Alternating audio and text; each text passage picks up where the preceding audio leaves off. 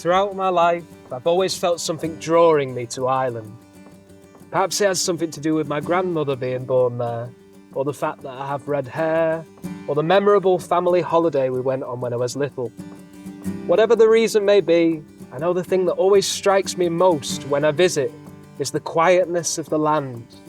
It is a place of legends, ghosts, and stories.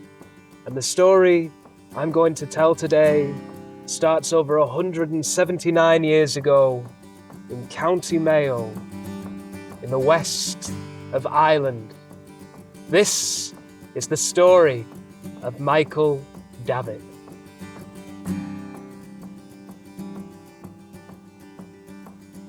In the 19th century, farmland in Ireland was divided into tiny plots that were rented out to farmers and their families. Their landlords owned vast amounts of land and were often British aristocrats and well-to-dos. They'd leave the management of their estate to their underlings, though, and live abroad. At this point, plots were so small that farmers needed to plant a crop that was hardy and long-lasting that they could use to feed their families for the entire year. And only one vegetable was up to this challenge: the humble potato.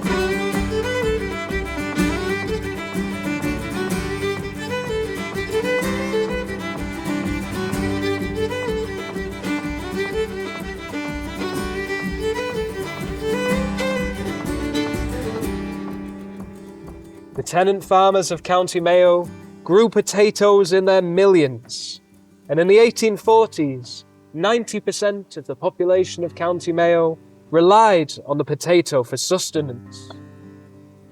But in 1845, a terrible blight came across Ireland from Europe, and the potato harvest was ruined. 40% of crops died, and the next year, almost all the potato crop was lost to blight. People went hungry. They fell behind on their rents and ultimately starved to death.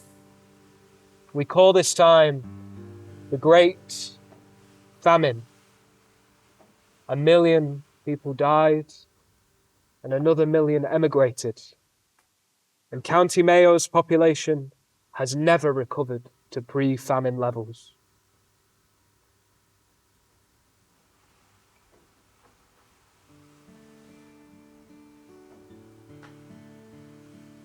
In 1846, a child was born in Strayed, County Mayo, and given the name Michael Davitt. He was born near the ruins of the abbey in a small cottage on a tiny patch of land.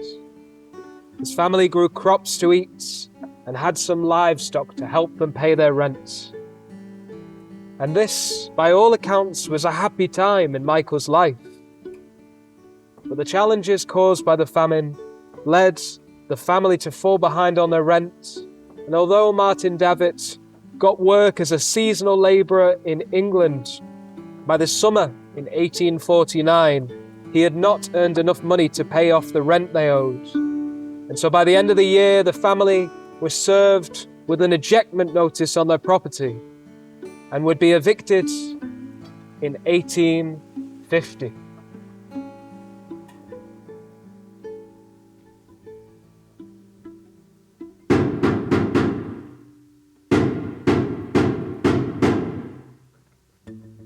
The Crowbar Brigade came with sledgehammers and a battering ram. They tore down the walls of the Davitt small cottage. A police officer was present to ensure that the eviction occurred in an orderly fashion. Their furniture was flung outside by the side of the road, and eventually the thatch of the cottage was set on fire so that they could never return there. Davitt witnessed this horrible scene of destruction of his home at the age of but 4.5 years old. And this moment would stay with him for the rest of his life and remain a clear example of the unfairness and unjustness of landlordism in Ireland. With no other place to go, the family travelled to Swinford Workhouse to seek shelter. However, Catherine, Davitt's mother insisted they leave after only 1 hour when she discovered that all male children over the age of 3.5 would be forcibly separated from their parents. Not willing to lose Michael, she kept the family together. And so the Davitts set off with another family who offered them a ride on a horse and cart along the rocky road to Dublin towards ships and the sea and England.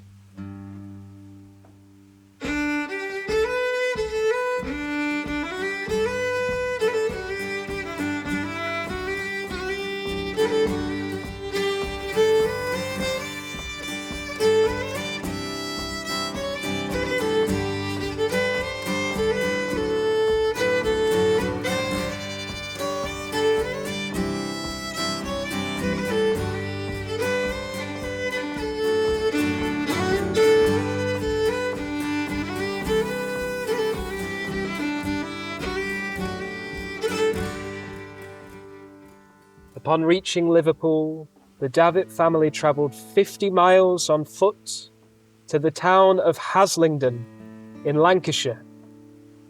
This place had been transformed from a sleepy market town into a hub of mechanical innovation thanks to the expansion of the cotton industry. The town had become a beacon for those seeking work and a new start, and so the Davitts called this place their home. But it was not a beginning without challenges. They were only in their new accommodation for 2 days before they were evicted because Michael had contracted measles on the journey. They spent a short period of time in a temporary shelter that they had fashioned themselves out of whatever they could find before a kind Irishman named James Bonner allowed them to stay in his house alongside his 4 children. Eventually, they moved to Wilkinson Street to stay with the family of Owen Egan. The house was likely made up of 2 small rooms.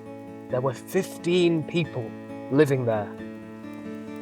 After this, the family moved to Rock Hall on the outskirts of Haslingden, often known as Little Island. This small row of terraced houses was where the Davitts found their place in the Irish community. See, when people travel across the sea, they cannot bring with them so many physical possessions, but what they do bring is their stories and their songs, their music and their dancing, and so Michael's early life was full of light, character, love, and community.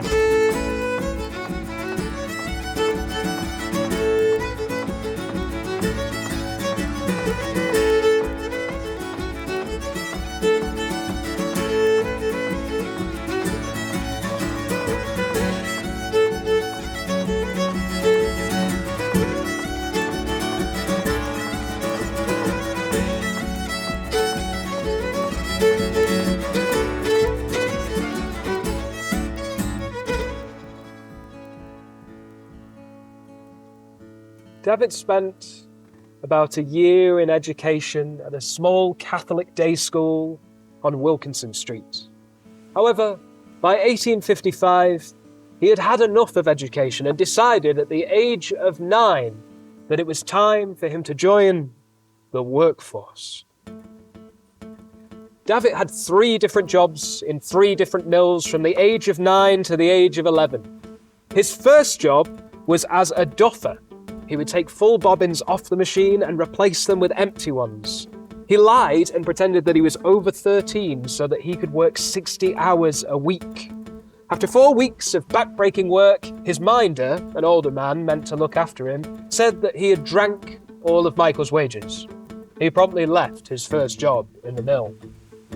The second mill that Davitt worked at, within a few days of his arrival, another boy was pulled up by a machine into the air and crashed down on his head onto the stone floor, killing him.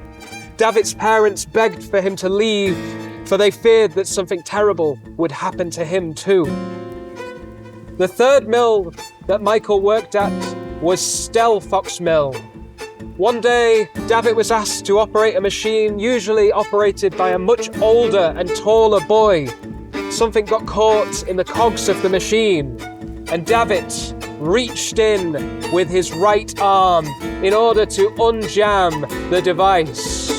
as he reached in, he went further and further and further until suddenly Davitt's right arm was caught in the gears of this monstrous machine, which did not discriminate between skin and flesh and bone. His right arm was so badly lacerated and crushed that it was decided that the best course of action was to amputate. Davitt was taken home to Rock Hall on a cart as blood dripped over the street. His arm was then amputated just below the shoulder. In 1857, Davitt is now 11 years old, unable to work in any mill due to his disability, and his prospects in life seem slim. But Davitt's story is heard by a wealthy man named John Dean. He feels sympathy for the young boy's horrific treatment and decides to pay for Michael's education as his patron for 4 years so that he can attend school at the Wesleyans.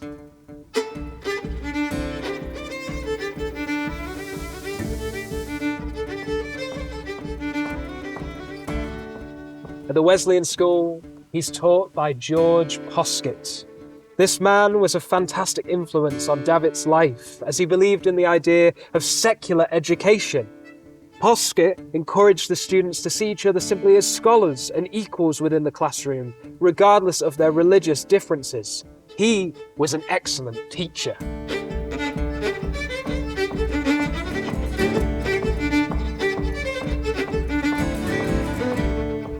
Davitt left the school after 4 years and secured a job as an errand boy in the local post office ran by a man named Henry Cockcroft. It was also a printing shop, and one day, when all the printers had the day off, Henry came in to find Davitt working alone, creating a handbill for a customer using the printing press. He was so impressed by the job that Michael did that he said it was as good as if someone with 2 hands had done it.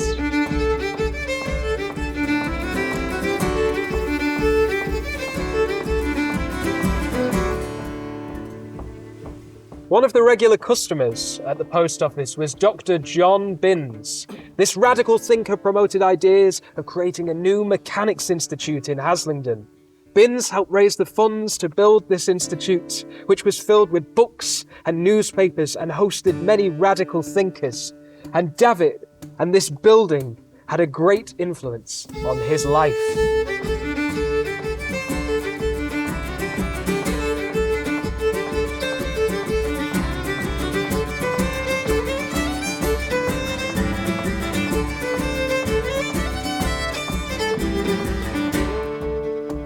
These 4 Lancashire men completely changed the outlook of Michael's prospects. Their influence as patrons, teachers, employers and advocates for community improvement transferred over to him and helped to shape the person he would become. John Dean, George Poskett, Henry Cockcroft, John Binns were all gradely folk. Their Lancashire kindness was something Davitt would never forget. And as he sat in the Mechanics Institute reading books like The History of Ireland, he knew he could use all he had learnt to help fight for Ireland's freedom.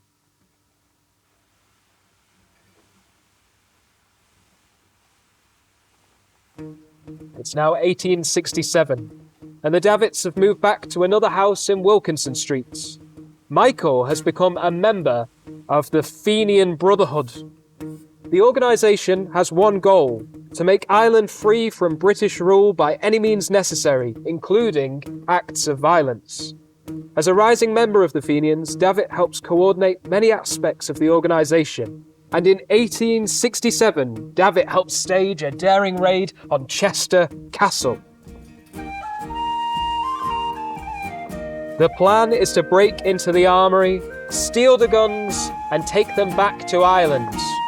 However, the police have already been informed of the plan and are there waiting for them. Davitt ensures that everyone escapes without an arrest.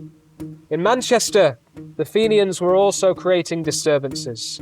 A gang tried to free 2 Fenian leaders from a prison van. Most of the police ran, but Charles Brett stayed inside and refused to open the door.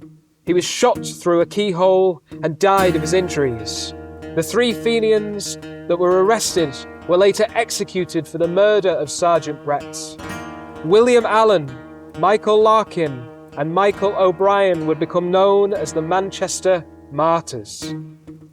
These Fenian activities led to a wave of anti-Irish sentiment springing up all over England, largely led by Protestant lecturers like William Murphy, who argued that all Catholic churches should be destroyed to bring peace to England.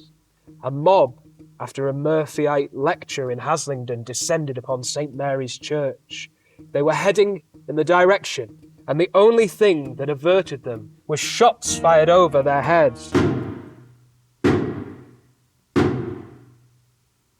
It is said that Michael Davitt was the one that fired the gun. Thanks to his clear leadership skills, Davitt had become a head centre of the Fenian Brotherhood in his early 20s. He now became a commercial traveller, someone who purchases guns with the effort of shipping them to Ireland. In 1870, he was awaiting a shipment of revolvers from Birmingham at Paddington Station when the police surrounded him. He was arrested and taken to the Old Bailey to be put on trial. During the trial, spectators were surprised to hear Davitt speak with an English accent, clearly picked up since his arrival in Haslingden. Davitt made an impassioned appeal on behalf of the Birmingham gunsmith John Wilson, who had been selling the guns to him. Michael said he would serve Wilson's sentence in addition to his own, so that an innocent man did not suffer. Although the judge commended Davitt for his intentions and did reduce John Wilson's sentence slightly, he ended up sentencing Michael Davitt to 15 years in prison.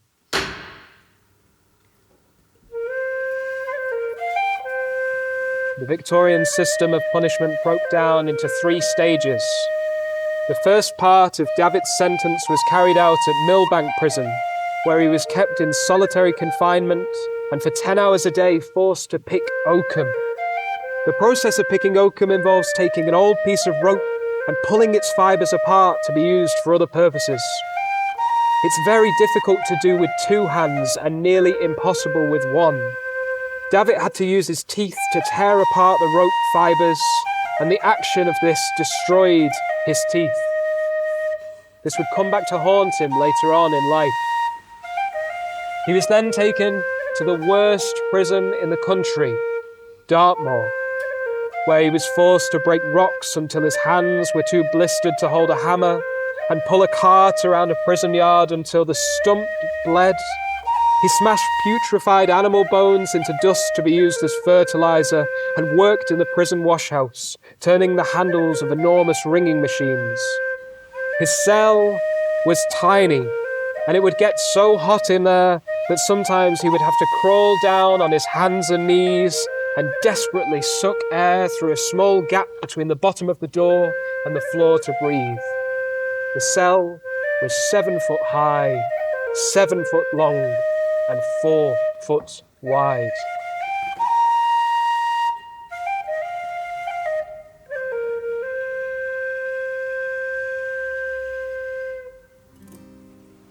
Davitt was able to smuggle a letter out of the prison which reported on the horrific conditions that he and other Fenian prisoners were experiencing in Dartmoor. This letter was circulated widely in English and Irish newspapers and eventually reached the hands of one Isaac Butt. He created an amnesty group that fought for the rights of Fenian prisoners to be released. Eventually, in 1877, Davitt was released after 7 years of suffering in the British prison system on a ticket of leave at the age of 31.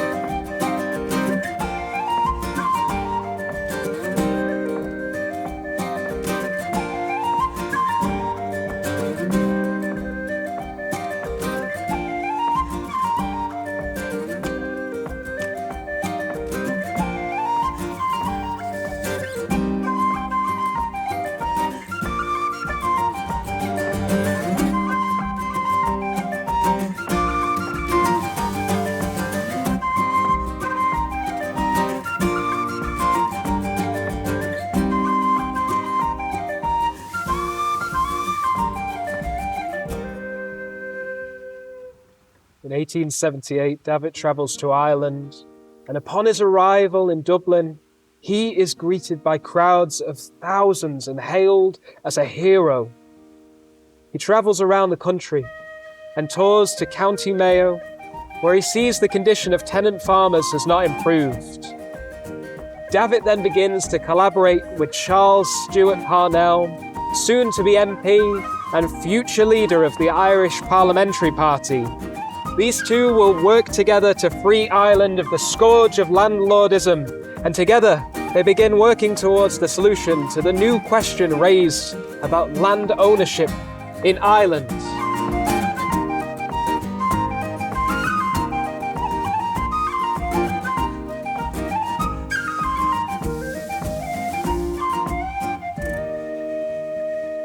In 1879, a mass demonstration is organised in Irish town of County Mayo to protest against various tenants being under threat of eviction.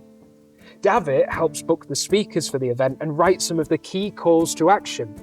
The demonstration is attended by thousands, and the result?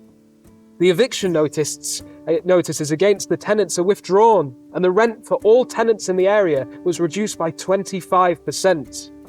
The Irish Town meeting had proved that non-violent protest could achieve meaningful change and acted as a catalyst for the creation of a new organisation. Davitt and the tenant farmers were fighting for a series of rules called the 3 Fs: fair rent, fixity of tenure, and free sale. They would become the core foundation of this new organisation, with Parnell as the leader and Davitt as the secretary. But Davitt was the true glue that brought all of these people together, for he had been a nationalist as a Fenian. He was willing to work within the boundaries of the constitutionalists, and he had been a tenant farmer evicted from his land unfairly. Davitt was able to combine with these groups, and for this reason, he is now known as the father of the new organisation, which we called the Land League.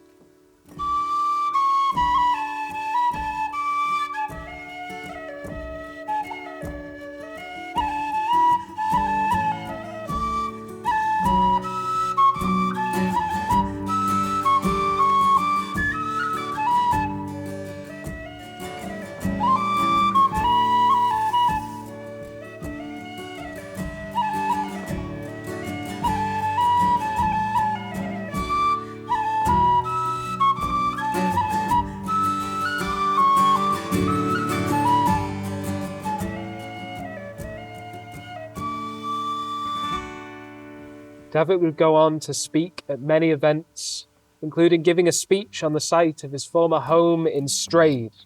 Evictions carried on throughout this time, but would now be attended by hundreds of people, with bands playing and those being evicted being shown support via the Land League and the community. To help challenge landlordism, they encouraged farmers to not pay their rent if demands weren't met. They helped with legal costs, they turned evictions into demonstrations, and provided relief aid and funding to farmers throughout the country. One of the Land League's most effective techniques to create change was called ostracisation, and one particular incident would go down in history for creating a new word. Enter Charles Cunningham Boycott. In 1880, he is managing an estate on behalf of an absentee landlord. He raises the rent multiple times and dismisses employees over wage disputes. He is what one might call a bad egg. After refusing a request from the Land League for reduction in rent, he insists on full payment. And when the tenants refuse to pay, Boycott serves eviction notices. A huge crowd then gathers at Boycott's house. They open the doors and force his staff to leave. He has now been ostracised. Nobody would work for him. The crops in his fields sat waiting to be harvested, but no one would answer the call. Eventually, Boycott had to bring in labourers from the north of Ireland, accompanied by a huge guard of soldiers.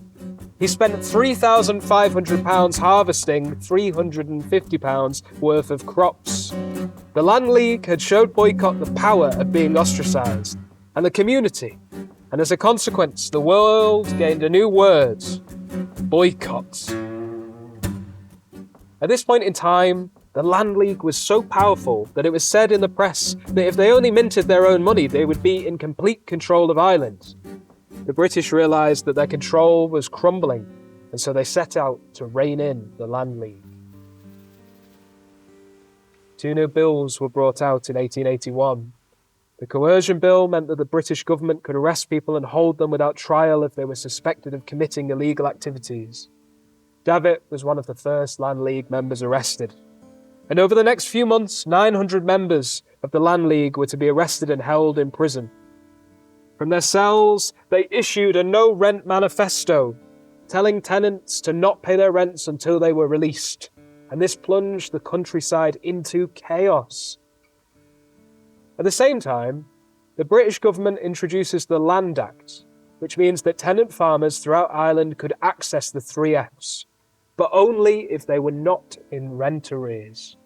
At the time, 2/3 of the tenant farmers in County Mayo were in arrears, so even though the Act looked good on paper, it had very little impact on the poorest of farmers. The arrests of the Land League leadership could have spelt the end of the land war, but Davitt had foreseen the problem and had already helped to create the solution. Several months earlier, Davitt had encouraged the creation of the Ladies' Land League. This group was led by some of the most influential women of the time, such as Fanny Parnell, Anna Parnell, and Anne Dean. Whilst most of the Land League leadership were in prison, they took the reins and fought the land war bravely, continuing fundraising efforts, providing relief to tenant farmers, and even building prefabricated houses for those who had been evicted. Without the contribution of the Ladies' Land League, the task of negotiating with the British government would have been left to middling men with less strength and conviction, who would have conceded far easier and settled for less than these women were able to achieve by maintaining the pressure. For Davitt, his time in Portland prison was very different to that in Dartmoor. He was housed in the prison infirmary, fed a special diet, and allowed to exercise in the infirmary garden by planting flowers. Shortly after his arrival, the governor gave him a young male blackbird, which he named Joe. Joe would sit in Michael's cell, and eventually Davitt proceeded to convey a course of lectures to Joe, as if Joe was a representative of all of Michael's fellow creatures. Davitt decided, in the autumn of 1881, that it was time to let Joe free, and so he said. It was a lovely morning in the autumn of 1881, and the infirmary garden in Portland Prison was aglow with the bloom of late summer flowers. It was a day which would fill one's whole being with a yearning to be liberated, a day of sunshine and warmth and beauty, and the moment had arrived when my resolution to give freedom to my little feathered chum could no longer be selfishly postponed. I opened his door with a trembling hand, when quick as a flash of lightning he rushed from the cage with a wild scream of delight, and in a moment was way beyond the walls of the prison. The instinct of freedom was too powerful to be resisted, though I had indulged the fond hope he would have remained with me. But he taught me the lesson, which can never be unlearned by either country, prisoner or bird, that nature will not be denied, and that liberty is more to be desired than fetters of gold.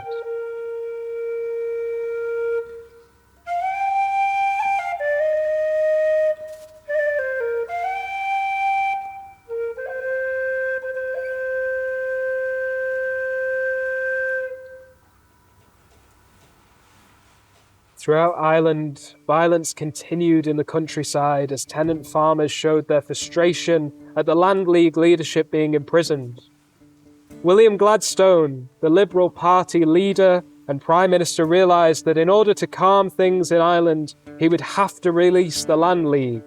And so, in 1882, he made a deal with Charles Stewart Parnell, known as the Kilmainham Treaty. As part of this, the No Rent Manifesto was dropped. The Land League members, including Davitt, were released, and the Land Act was amended so that tenant farmers, including those in arrears, could access the 3 Fs. For the first time, the poor tenant farmers of County Mayo would see the conditions of their lives improve. For many, the land war was over, and the Land League had won. It was now time to focus on the next stage of Ireland, the fight for independence through Home Rule.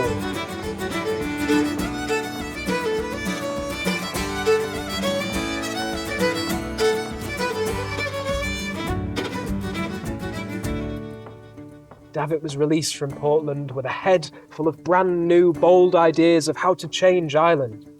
He advocated for the nationalisation of land. However, most of his own party and the tenant farmers were not in favour of this.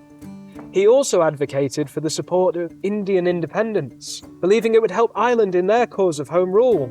Again, this was considered too radical for the time. Slowly, Davitt drifted away from Parnell, and although they continued to work together to promote the idea of home rule, they never again found the same level of connection they had during the Land War in the Land League years. Davitt became an author, writing 6 books, and then he served as an MP in the House of Commons until he resigned over Britain's involvement in the Boer War in South Africa.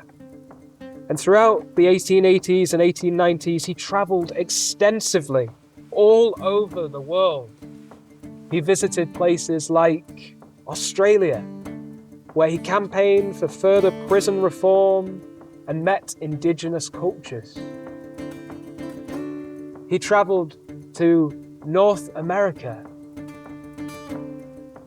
where he met his wife and fundraised for various opportunities for the Irish. And finally, he travelled to Russia, where he reported on Jewish pogroms and atrocities against people. Davitt saw the struggles of many people and tried to convey that message to the world so that he could see and render support and help. He advocated for better labour laws, prison reform, women's rights, and secular education. This man, who gave so much to those who suffered and were in need, met his end by something so easily avoided today. Davitt died of septicemia caused by bad dental work. It could be argued that he needed the dental work because of his past experience of picking oakum ruining his teeth. But it feels strange that such an exceptional man had his life ended in such an unceremonious way. We'll never know what he could have achieved with many more years of life which he deserved. But Davitt died on the 30th of May, 1906, at the age of 60.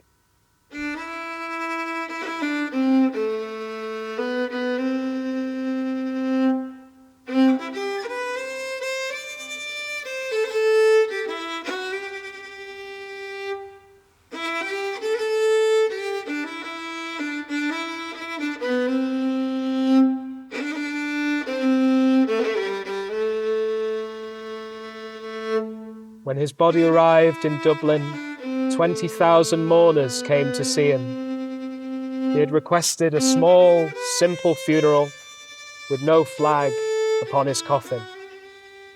He was buried in Strade, very close to the site of his former home and the ruins of the Abbey.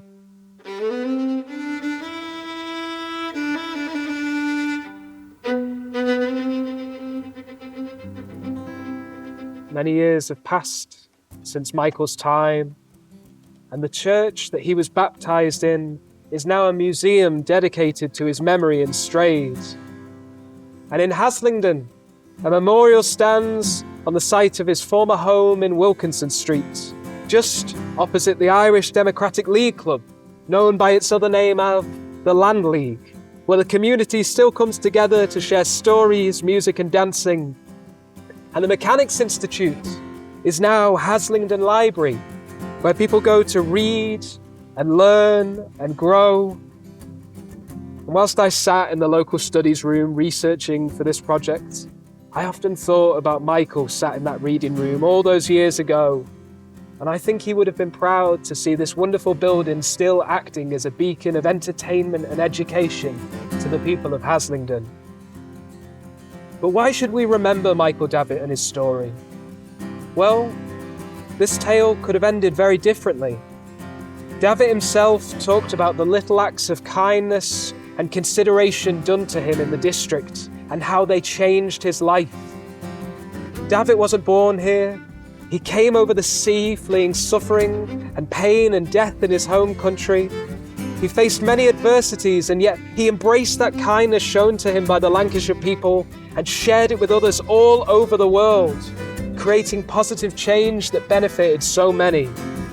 And within each of us is that same Lancashire kindness.